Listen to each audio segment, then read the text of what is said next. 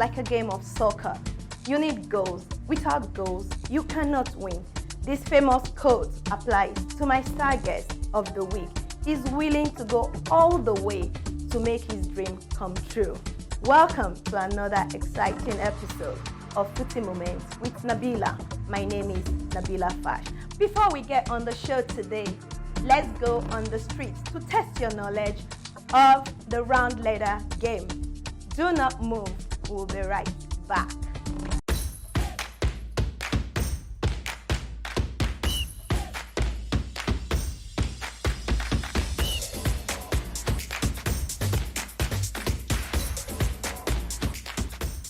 When the referee gives you a yellow card, simply means what you play, I hope it was not too good in that very instance of playing.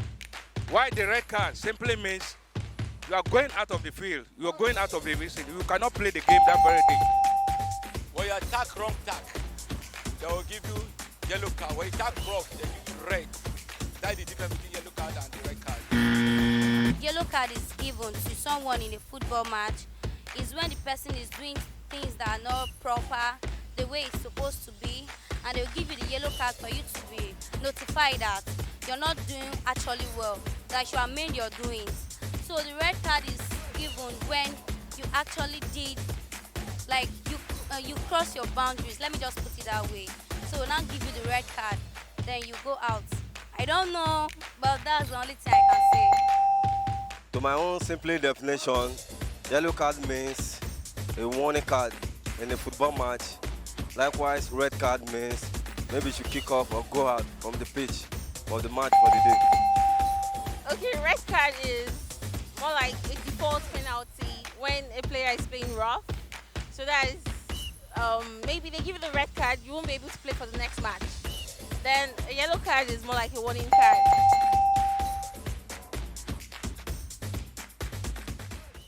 Welcome back. You never know what street our Footie on the Street team will be going next. So you need to be ready and prepared. Talking about preparation, our star guest for this week is ready and prepared to answer our questions heads on. Let's meet him. Ozomena Chukwu, popularly known as Ozo, was one of several contestants on BB Naija Lockdown. But long before BB Naija, Ozo was already making a mark for himself. Born in Imo State, Nigeria, Ozo holds a master's in business and financial management and has garnered a wealth of experience in HR and sports administration. He trained at the Professional Football Scouts Association and is an ardent football fan.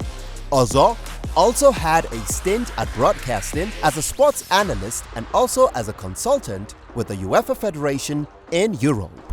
Ozo is positioning himself to oversee sports administration locally and internationally. Ozo, we are super pumped to have you join us today. Thank you for coming on Footie Moments with Nabila. How are you? I'm doing good, thank you. Thank you for having me as well. Future FIFA president. I know. You know, the weird thing is, so now that I've said it, I have to live up to it. I mean, like, in my head, it's something I always want to do. But then now that I've said it, so I've put it out there. But you know how what they say, speak it, believe it, and then you receive it as well. So Definitely. I just have my mind, yeah.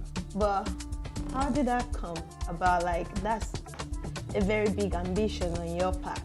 Yeah. You want to be FIFA president of all.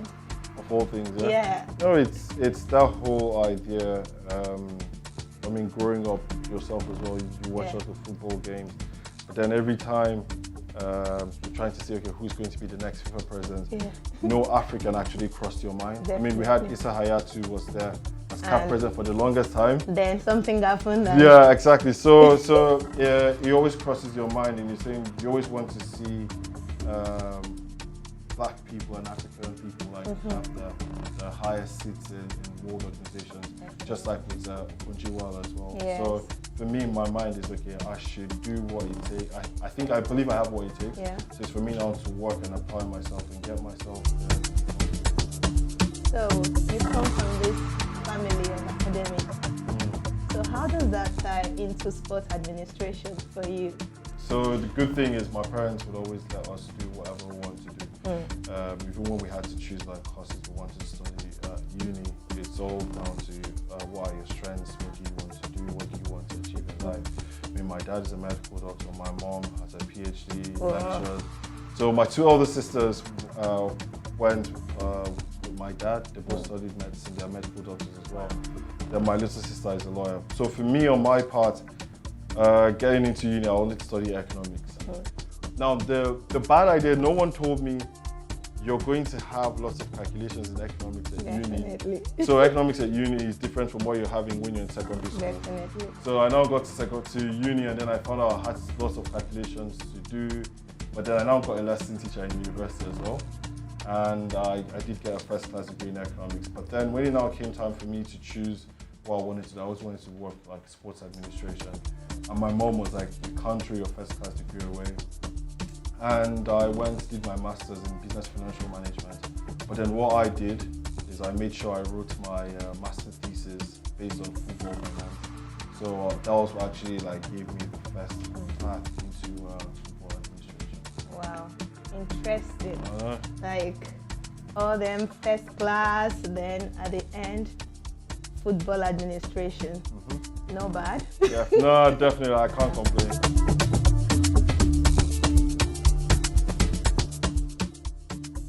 You love football so much. Yeah. Did you ever get into trouble for loving this beautiful game? Yeah, definitely. So mine is actually sad and funny in a way. So I think I was like in SS1 then.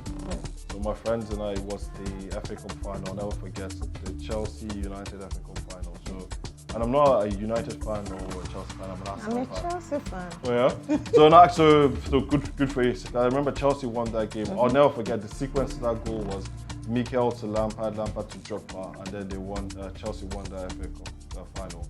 So my friends and I, we left. I was in boarding school, so we left without permission. So we go there, and then after the game, we just went chilled for a bit, and then came back. So we came back late. So the housemaster, so we're like 4 guys. 3 of us went in through the back. Now one guy decided to go through the front. Gets to the front, the housemaster meets him. Then he now rats all of us out. So sad thing, he now told like the principal and everything, and we knew we were about to get punished. My mom now comes to the school Sunday morning, parks middle of the boys' hostel area, and she's like, "Oh, so come, like, let me talk to you about something." I knew what was about to happen. This woman came with like canes in the car, and she literally like whipped me in front of like most of like all the guys in school then. Recently, Juventus Academy in Nigeria appointed you as their brand manager. Yeah. How is that going? It's you know, there's some deals that you get and you need to read them twice. There's some deals you get, you don't even need to read them. You just see the name on the top and you're like, give me the pen, let me sign. So it was that kind of situation for me. And like in life, you always get different opportunities. For me, this is like a big one. Juve are one of the biggest clubs in the world. It's a global brand, and having this opportunity to work with people that are trying to work so much in sports development and talent identification in football, not just Nigeria but in Africa as a whole, something that really appealed to me. And I was really, I felt so privileged that they felt, okay, this guy can really help us as well. So we had a rumor that this deal is in tune of millions of dollars. If I look at my financial situation now to where it was last year, Father Lord, I'm grateful to God for every single thing I've had. I need this kind of breakthrough in my life. No, but for me, it's a accumulation of so many things. Not just UV, but all the other major brands and big brands brands I'm working with. So yeah, I'd say I have so much work to do. And you have so much money to make. Yeah, there's a whole lot of money to make every single day. Yeah, so definitely just keep pushing myself to be successful. Okay guys, we're still talking to Ozo. You can see it's getting deeper and more interesting. But right now we need to go on a break.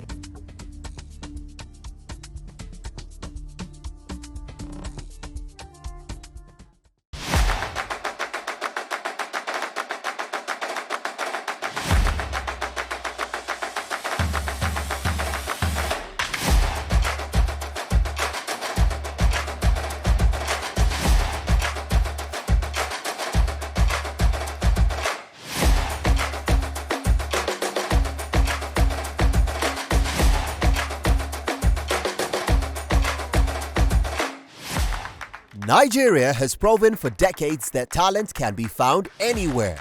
Whether in bustling cities, quiet suburbs, or sleepy settlements, it is never too hard to discover bright, young talents waiting for opportunities to shine. On Footie Talent Discovery today, the spotlight makes its way to Makoko in Lagos, Nigeria, where we profile one amazing football talent with bright ambitions. We are in Mark City, Makoko community, and right now I'm with one of their star players. This guy is so amazing. Michael, hey, I watch you they play, you they dribble, they score goal. When you start to they play ball? I started to play ball by 15 years old. 15 years old. Why you can't begin play ball, for especially for this kind of community? Why you begin play ball? The reason why is that I want to because I used to watch Ronaldo. And I want to be like Ronaldo. You want to be like Ronaldo. So if you go need to travel abroad now, which team you go like to play? I would like to play like my former team, like the team that I used to support is Chelsea. I would like to play in Chelsea. If you no comfy play for Chelsea, where you go fit? Any other team, sha. I feel like Madrid itself. I used to support them. You see, you there for Mark City, ba? I know say sometimes they play ball for here, you know easy, eh? So wetin be that thing where you think say go you need, we go help you become this international player where you want be? The thing that I need is that I need supporter that will help me. I do not have supporter. That's why I'm still playing ball around this place. But the thing that I need supporter that will help me. So tell me about this place when they play ball. How the people be? How then they take help now so that now go they play this ball? All those people where they try enough, but they do not have more power. Because our coach for here they try for us, but there is no money. There's not much money that they will use to help us. So that's what I can say is that. So guys, we have just spoken to Michael Taiwo. Makoko community needs us, and that's why Footie Moments with Nabila is here on Talent Discovery.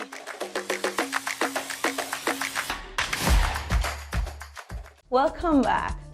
You can see this boy is so talented. We wish him all the best in his future career. Also, so do you still play active football? I mean, like, I've never been like the best football player. I've said the story so many times.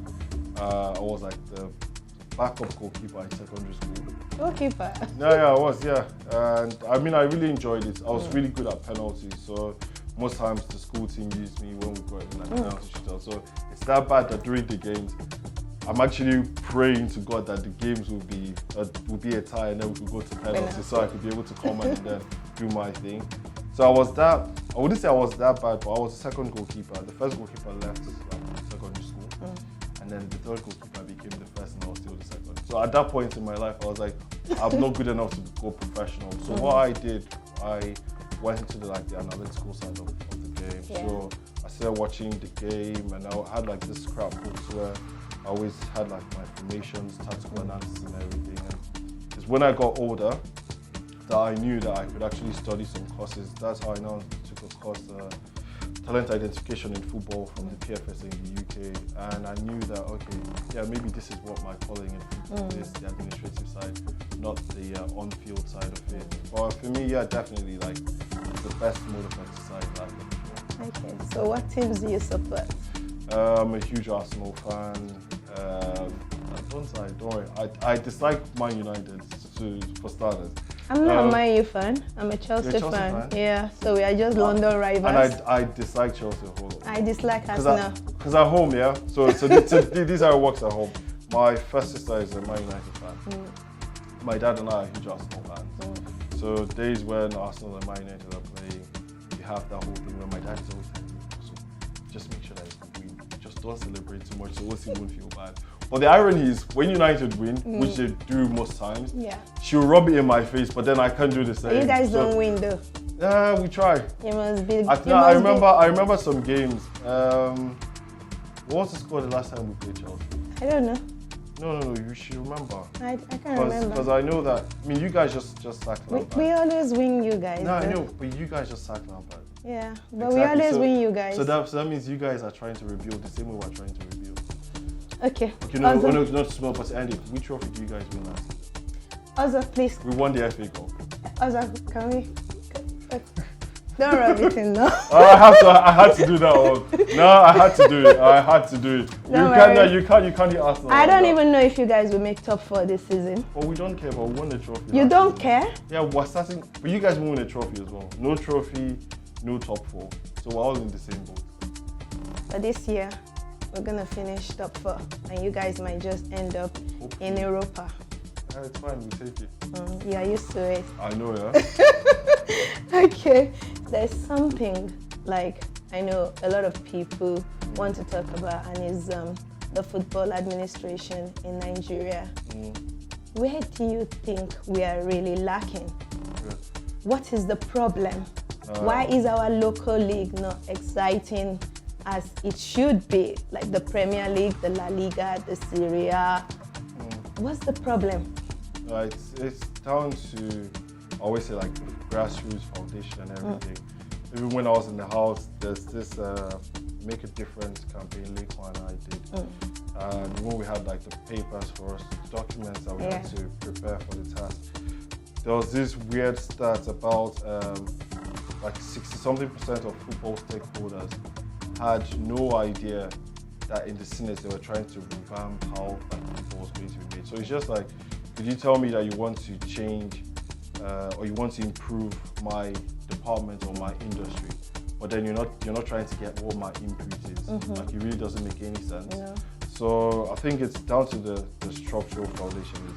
We do not have anything from the bottom all the way to the top. Most times it's like we're trying to start at the top and then let everything filter down, but it doesn't work that way.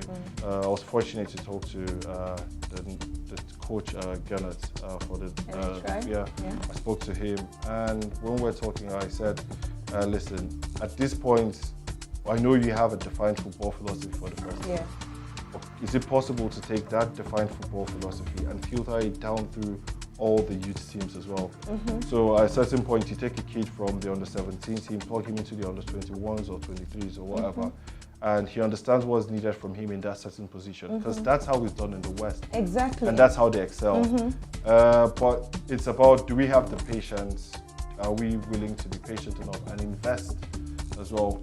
Aside that, I would say godfatherism in in our sport. Yeah, but yes, there's that aspect of it. But most times, it's okay. Another aspect is football clubs in Nigeria will find it difficult and profitable simply because as a football club, for you to be successful like they are in the West, you need to own your tangible fixed assets. Tangible fixed assets are like stadium, training facilities and stuff. But here, the states most times own this thing.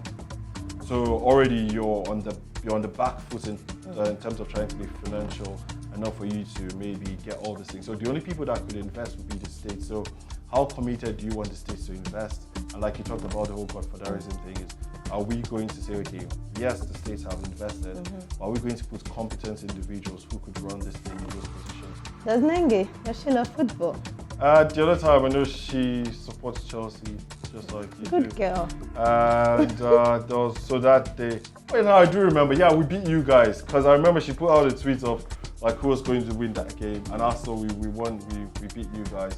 That was probably like towards the end of Lambert's tenure. So yeah, I mean, like, I wouldn't say she really loves football, but she supports it, and she'll like literally see on the screen. I mean, some people can't even stand seeing green on the screen as well. I don't think she's that person, not at all. But I mean, she's a Chelsea. Do you argue about football? About football? No, do you have fiction like? No, never gets to that. It's just, oh, okay, you guys want to. I mean, like, you know, when someone knows, okay, this person is really passionate about this stuff. So everyone, once you're around me, you know that football is my thing. Just like her, she's great with like fashion stuff, like her shoe stuff as well. Yeah. So yeah, the way I wouldn't argue with her about like what female shoes are the best to wear, same way she wouldn't argue with me about football and stuff. No. Seems like you people have something good going. Yeah, definitely. I mean, she wants me to really excel in this whole sport stuff. Good friendship. Same thing as well. Yeah, definitely. You know, a lot of times there are people, legends, in football that we wonder, where are they now? What do they currently do? So there's a segment on this show called Where Are They Now? Let's take a look at George Weah. We'll be right back.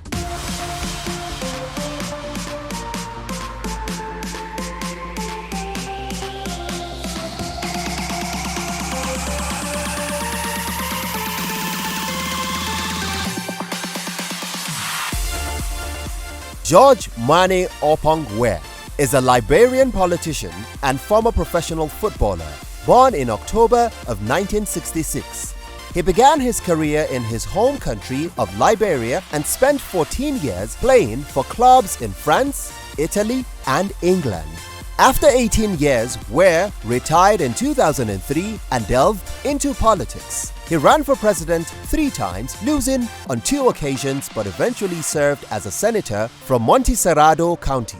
After his 3rd try in the 2017 general elections, George Weah became the 25th president of Liberia and made history as the first African former professional footballer to become head of state.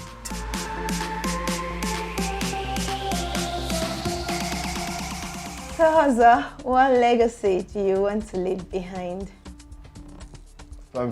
Legacy, it's like I don't know, so far down the line. I think for me, it's all going to be down to how people would see whatever it is I've been able to achieve in the sports industry. I know I always talked about sports, entertainment, fashion and all that. And yeah, I think most importantly for me is going to be leaving a mark that people could always build on. You know, it's I've talked about the deficiencies we have at like the grassroots level in football, for example. It's okay getting an opportunity and working with other people, because it's not just one person. Like, you know, most times we always say tie legacy down to one person, but they're always like a group of people that you do these things with. So maybe have like a group of people that will be willing to try and improve all these things, using football for example, improve like grassroots football development and talent identification as well. So people always remember me as someone that had a passion for sports and was able to achieve great things in that space. So the final question, I know we don't want to end this, but we have to, is you work as an analyst for Supersport. Right now you have something going with Brillia FM. Is there any other sports project you're working on? Yeah, definitely. So probably announce, by God's grace, hopefully all of them come through. Maybe like 2 more that I know of now. Hopefully by God's grace, like a whole lot more come down the line. But yeah, and like these ones, I'm really excited about them. Really excited about what I have now going with Juve, like you said, with Super Sports, with Brillia FM, because every day I'm meeting new people, working with interesting people as well. So anything I could do in the sports space for me is really exciting, because this is where I want to be. So even if you tell me, also come by 5 a.m. if I can, as long as I'm healthy, because health is like the most important part. As long as I'm healthy to do it, I'm never going to turn it down. Wow, guys, we hate to stop, but we have to stop. Thank you so much, Ozo, for coming on Footie Moments with Nabila. Thank you for having me. And we wish you the very best in your future endeavors. And sometime I hope you come back as FIFA president. I hope so. No, I won't forget this interview. So thank you for having me as well. Thank you for coming. Viewers, thank you for watching Footie Moments with Nabila. For more updates, follow us on our social media handles on Instagram, Twitter, and Facebook. Until next time, stay safe and keep playing. Ciao.